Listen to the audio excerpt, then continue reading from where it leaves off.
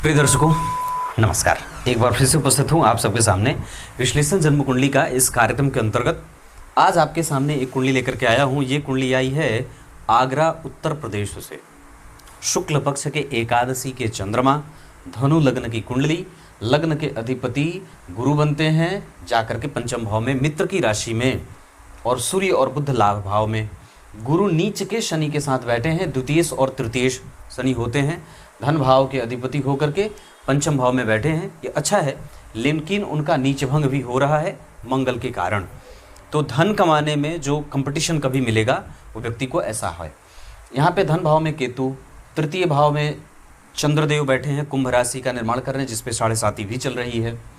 चतुर्थ भाव के अधिपति पंचम भाव में, ये केंद्र त्रिकोण का योग हो गया। पंचम भाव के अधिपति लग्न में, ये भी अपने आप में महान राजयोग बन गया। छठवें भाव के अधिपति का पंचम भाव अपने भाव से 4 घर आगे जाना, ये बड़ा सुखदायक योग बनेगा और व्यक्ति के अधिकारों को सुरक्षित रखेगा। सप्तम भाव के अधिपति का अपने भाव से 5 घर आगे जाना, शुभग्रह होकर के नीच के ग्रह के साथ बैठना, और उस पर शनि की दृष्टि उस सप्तमेश के कमज़ोर प्रभावों को मजबूती देगी, मतलब उसे निगेटिविटी से पॉजिटिविटी की तरफ लेके आएगी। और सप्तम भाव के अधिपति का पंचम भाव में अपने भाव से जाना, ये बड़ा अच्छा और उत्तम संबंध दर्शाता है। आठवें भाव के अधिपति का जन्म कुंडली में तृतीय भाव में जाना, ये कष्ट देता है, मेहनत खूब करनी पड़ती है और कई बार कारोबार बदलना भी पड़ता है, जीविका बदलनी भी पड़ती है। नवम भाव में सिंह राशि के शुक्र बैठे हैं और सूर्य बैठे हैं तुला राशि के। लग्नेश का पंचम भाव में बैठना, लाभेश का नवम भाव में बैठना और नवम भाव के अधिपति का लाभ में बैठना, ये घुमा करके व्यक्ति को परिणाम देने वाला सुखद परिणाम देता है। थोड़ी बहुत कंपटीशन और उससे संबंधित चिंताएं भी देता है, क्योंकि भाग्य भाव के अधिपति तृतीय भाव अपने भाव से 3 घर आगे और लाभ भाव के अधिपति अपने से 11 घर पीछे। तो ये कुछ हद तक अच्छे परिणाम भी दे रहा है। परिवर्तन होने के कारण इसके अच्छे प्रभाव देखने को मिलेंगे। दशम भाव के अधिपति का लाभ में जाना, ये पिता से संपर्क अच्छा और पिता से सुख बढ़िया देता है। और एकादशवें भाव में सूर्य और बुध कभी खराब होते नहीं हैं, इस वजह से यहाँ से व्यक्ति की इच्छा और आकांक्षाओं की पूर्ति होते देखी जाती है। वहीं नवांश कुंडली में वृष राशि का नवांश बना है, यहाँ के रोगेश यहाँ के लग्नेश हो रहे हैं और यहाँ सूर्य राहु के साथ बैठ रहे हैं, जो कई बार घर्षण दाम्पत्य में पैदा करेंगे। लग्न के अधिपति का जन्म कुंडली में पंचम भाव में जाना नीच का, यहाँ शुक्र नीचाभिलाषी हैं और यहाँ नीच के हो गए हैं। इस वजह से हमें विवाह पे बहुत ही ज़्यादा सावधानी बरतनी होगी। और चूंकि जन्म कुंडली के लग्न में मंगल बैठे हैं, इस वजह से यहाँ व्यक्ति मंगलिक भी होता है और प्रबल मंगलिक होगा। हालांकि उसका दोष कमज़ोर नहीं रहेगा। अगर विवाह मिला करके मंगलिक से हो तो ठीक है, नहीं तो सामान्यतया वैसे खराब नहीं है, क्योंकि ये खराब नहीं बैठे हैं, लग्न में बैठे हैं, गुरु से दृष्ट हैं, गुरु और शनि एक साथ बैठे हैं, तो मंगल दोष का प्रभाव कमज़ोर हो जाएगा। नवांशा कुंडली के द्वितीय भाव में बुध और मंगल का बैठना, ये प्रभावों में कमजोरी और पत्नी के कारण धन का व्यय, ये दोनों दिखाता है। पत्नी की वाणी बड़ी चपल और चंचल होती है। यहीं पे तृतीय भाव के अधिपति का दशम में आना, व्यक्ति माता पिता को तो सुख देता ही है, सास और ससुर को भी सुख देता है और कई बार उनकी भी जिम्मेदारी उठाने वाला हो जाता है।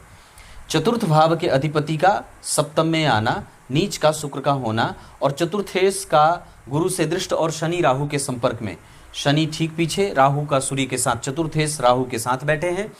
इस वजह से विवाह को लेकर के जो दृष्टिकोण होता है, जो पर्सनल मैचिंग होती है, वो दार्शनिक तो है, चरित्रवान तो है, पर वहाँ पे विचारों में मतभेद भी कई बार देखने को मिलता है और वो प्रेम दोनों एक दूसरे के प्रति जाहिर नहीं कर पाते, जो सामान्यतया एक पति और पत्नी के बीच में होना चाहिए।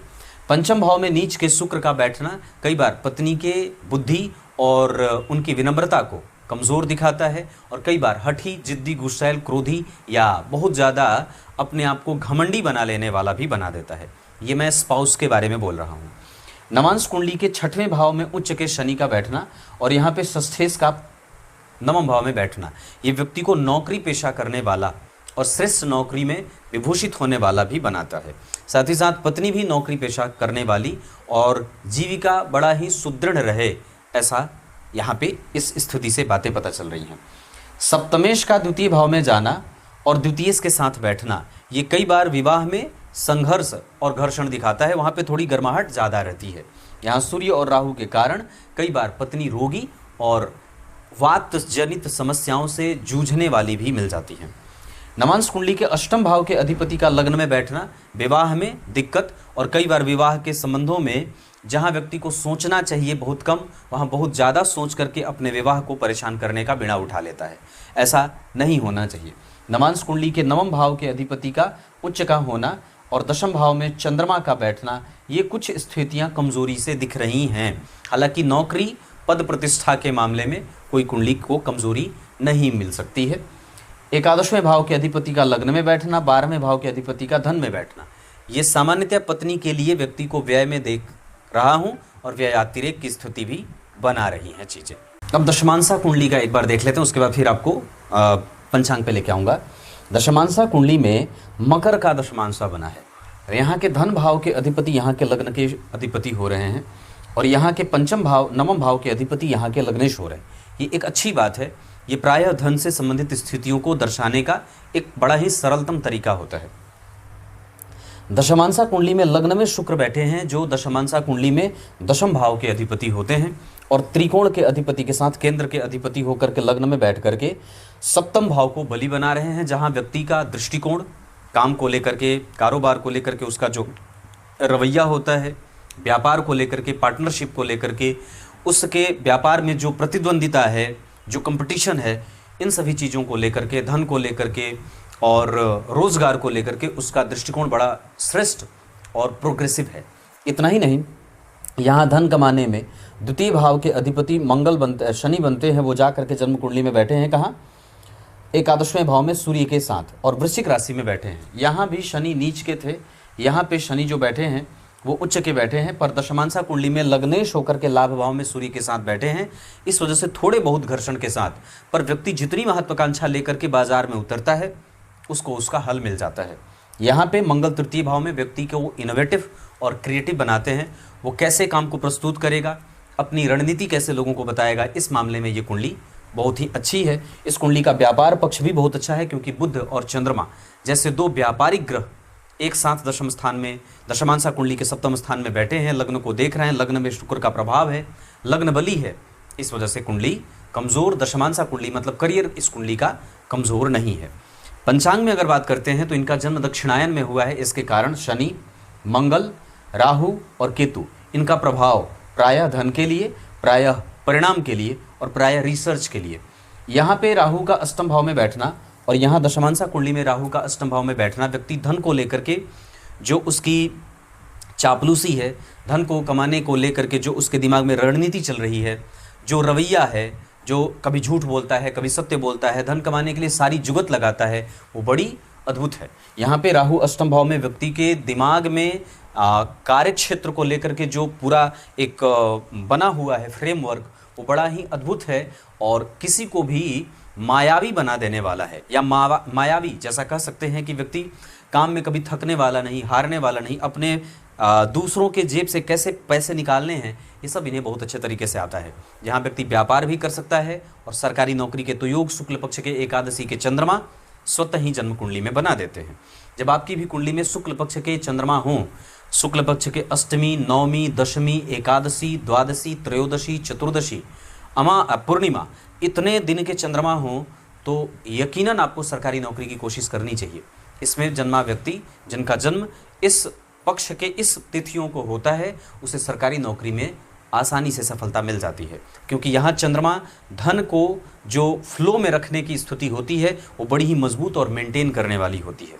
चंद्रमा अगर शुभ ग्रह बने हैं तो व्यक्ति का मन बिल्कुल शुद्ध है, मन गंदा नहीं है, ईर्ष्या नहीं है, द्वेष नहीं है, छल नहीं है, कपट नहीं है, मात्सर्य नहीं है, आलस्य नहीं है, प्रमाद नहीं है, कंटिन्यूटी है और बिल्कुल ही उदार मना है, श्रेष्ठ बुद्धि का है, सदाचरण करके, धर्माचरण करके, श्रेष्ठ लोगों से मैत्री करके, अच्छे काम से और निरंतर काम करके, मेहनत करके धन कमाने वाला होता है। उसकी प्रवृत्ति गंदी नहीं होती और बड़ा ही विशाल हृदय वाला व्यक्ति को चंद्रमा बना देते हैं। उसी पे बात करते हैं। यहाँ तक मैंने आपको इतनी बात बताई। शुक्ल पक्ष के एकादशी दिन गुरुवार का है और लग्नेश गुरुवार के, लग्नेश गुरु हो गए तो गुरु ही लग्नेश हो गए, वार के अधिपति गुरु हो गए और जन्म कुंडली में गुरु लग्न कुंडली में योग कारक स्थिति बना रहे हैं, लग्नेश होते हैं पंचम भाव में बैठे हैं, लग्नेश का पंचम भाव में बैठना, लग्नेश को लग्न को देखना, लग्नेश का नवम भाव को देखना, लग्नेश का लाभ भाव में बैठे सूर्य और बुध को देखना, ये कई तरीके से बेहतर राजयोगों का निर्माण करने वाला भी हो जाता है। इस कुंडली में बैंकिंग यहाँ से भी शनि मंगल एक दूसरे से नवम पंचम में, गुरु की दृष्टि मंगल पे, गुरु की दृष्टि सूर्य बुध पे, गुरु की दृष्टि शुक्र पे, ये सारी स्थितियां और लग्नेश का धन भाव के साथ पंचम भाव में बैठना संपत्ति से श्रेष्ठ, सरकारी संपत्ति से युक्त, सरकारी वाहन आदि से युक्त व्यक्ति को बना सकता है। अभी आपकी कुंडली में सरकारी नौकरी के योग चल भी रहे हैं, क्योंकि जन्म कुंडली में याद रखिए सूत्र है सरकारी नौकरी का, दशम स्थान से या दशम स्थान के अधिपति से जब कभी भी शनि का संबंध बन जाता है तो व्यक्ति सरकारी नौकरी की विशेषता या सफलता प्राप्त करने वाला वो जातक हो जाता है। तो अगर आपकी कुंडली के दशम भाव के अधिपति के साथ या दशम भाव के अधिपति बुध पे या कोई भी ग्रह बनता हो, यहाँ पे बुध बन रहे हैं तो शनि की दृष्टि प्राप्त हो रही है और वो ग्रह अपने लाभ भाव को सुरक्षा भी दे रहा है। एकादशवें भाव में सूर्य बुध पूछिए मत कितना बढ़िया योग बना देते हैं, बैंकिंग हो जाए, फिनांस हो जाए, टैक्स कलेक्शन का हो जाए, भूमि विभाग में हो जाए, उसके बाद शिक्षकीय गुणों से युक्त हो जाए, ये सारी स्थितियां व्यक्ति को सरकारी नौकरी देने वाली या सरकारी शिक्षक बनाने वाली या सरकारी पदों पे विभूषित होने वाली, जैसे एसएससी सीजीएल वगैरह टैक्स डिपार्टमेंट में हो जाए, तो ये सब चीज़ें बनती हैं। और अभी आपकी कुंडली में शनि में बुध 2024 के नवंबर से आ रहे हैं, जहाँ पे सरकारी नौकरी का अच्छा योग बन भी रहा है। ये आपकी इतनी कुंडली है। वृद्धि योग में जन्मे हैं, शतविका नक्षत्र में जन्मे हैं, ओम वरुणाय नमः। क्या कहा? ओम वरुणाय नमः। इस मंत्र का कम से कम 6000 बार जप करना चाहिए और कपास की जड़, कपास जो पौधा होता है उसकी जड़ अपने दाहिनी भुजा में बांधना चाहिए। वरुणाय नमः इस मंत्र का जप करना चाहिए। मीठा जल ब्राह्मण को दान करना चाहिए। अपने जीवन काल में कम से कम अशोक और जामुन का वृक्ष अवश्य लगाया करिए, ये बहुत काम करेगा आपके इस कुंडली के लिए। अशोक का वृक्ष और जामुन का वृक्ष ये दोनों लगाना है। उसके बाद अगर बन पड़े तो कुएं, तालाब, बावड़ी आदि के बारे में भी जरूर विचार करिए, क्योंकि आपकी कुंडली में चंद्रमा बड़े बलवान हैं और जन्म कुंडली में लग्न में मंगल बैठे हैं। याद रखिए मैंने बात कही थी कि जन्म कुंडली के लग्न, तृतीय और द्वितीय के चंद्रमा बड़े अच्छे होते हैं। यहाँ तो चंद्रमा वैसे भी बहुत अच्छे हैं। चंद्रमा से तीसरे घर में गुरुदेव आपको लाभान्वित करने वाले बना रहे हैं। जो व्यक्ति सोचता है वही हो जाता है। चंद्रमा से तीसरे घर में शनि आपको पराक्रमी बना रहे हैं, पर भाग्य में चिंताएं भी दे रहे हैं। चंद्रमा से छठवें घर में राहु आपको जुझारू बना रहे हैं और नौकरी के प्रति आपका ध्यान आकृष्ट करने वाला बना रहे हैं। चंद्रमा से सातवें घर में शुक्र आपको सुंदर पत्नी और पत्नी के पीछे पीछे घूमने वाला बना रहे हैं। चंद्रमा से नवें घर में सूर्य और बुध आपको धार्मिक और उदारमना बना रहे हैं। वहीं चंद्रमा से एकादशवें घर में मंगल आपको खानदानी बना रहे हैं। सीधी बात, आपको खानदानी बना रहे हैं और व्यक्ति की पैतृक संपत्ति दर प्रतिदर बढ़ती जाती है और उसमें व्यक्ति वृद्धि ही करने वाला होता है, घटोतरी नहीं होती है।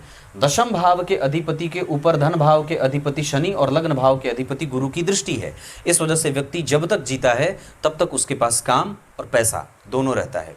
पैतृक संपत्ति की वृद्धि, पैतृक संपत्ति के प्रति उदार दृष्टिकोण और श्रेष्ठ मति बुद्धि का होता है, गलत और गंदगी नहीं करता। यहाँ गुरु शनि से प्रभावित जरूर हो रहे हैं। नीच भंग राजयोग शनि का बन रहा है। लाभ भाव में बुद्धादित्य योग बन रहा है।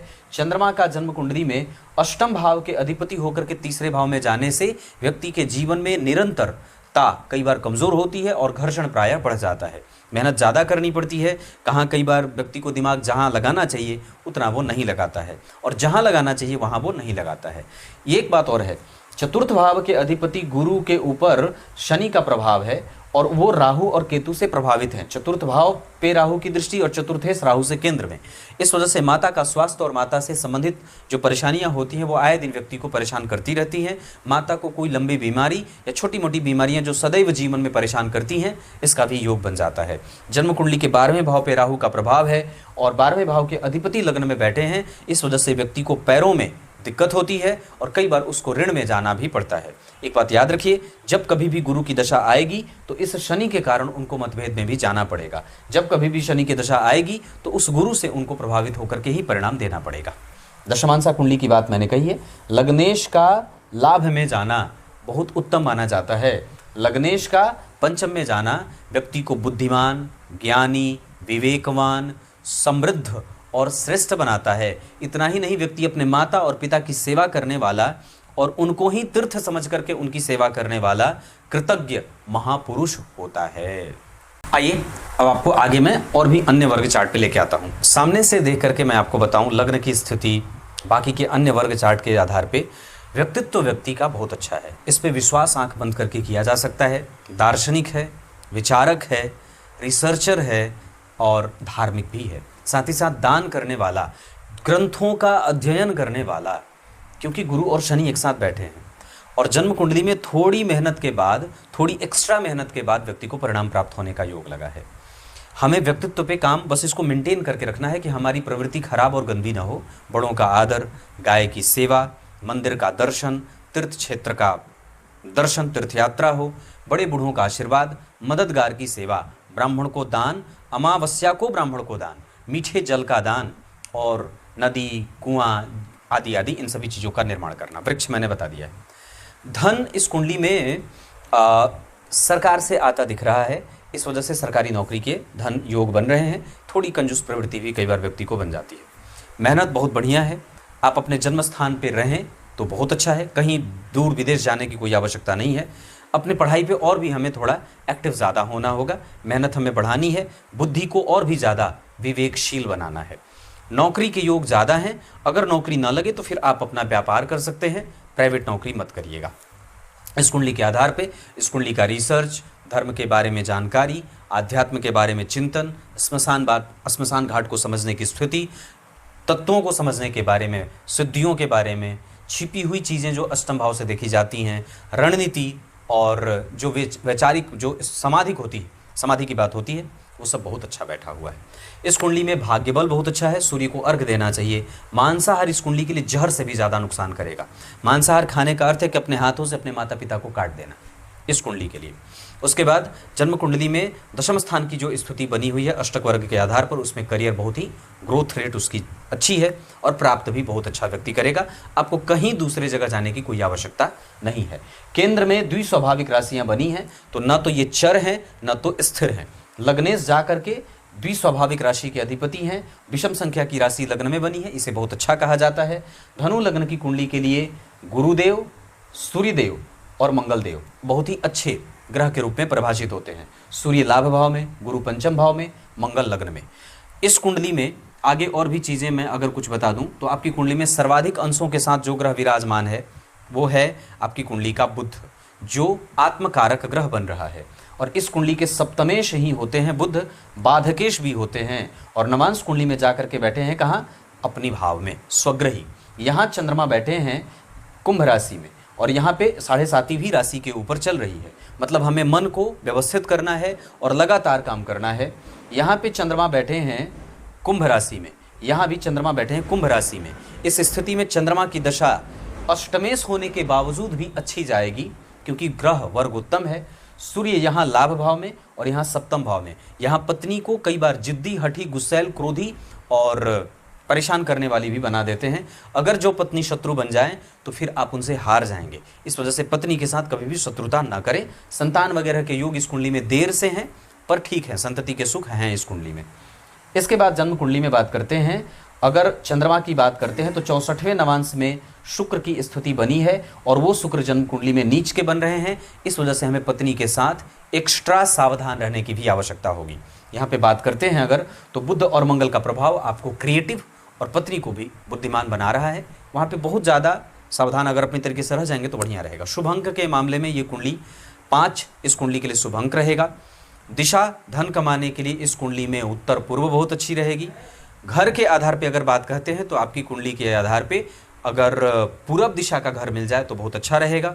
इसके आधार पे अगर मैत्री करनी हो तो मेष और सिंह वालों से मैत्री की जा सकती है। इस कुंडली में सबसे अच्छी दशा 2024 के नवंबर के बाद 2031 में, और एक और भी अच्छी दशा 2034 में, एक और भी अच्छी दशा 2032 में, सबसे कठिन दशा 2035 से लेकर के 38 तक की रहेगी।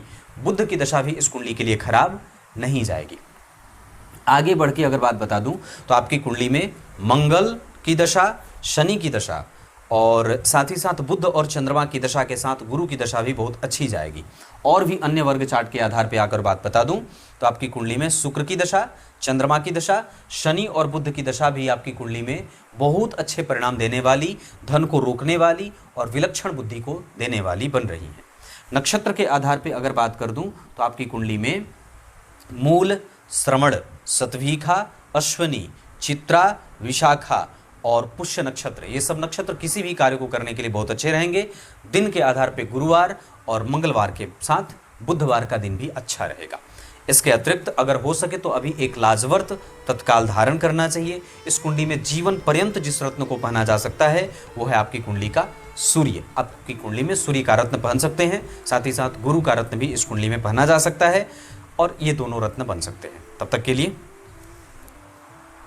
बहुत बहुत नमस्कार।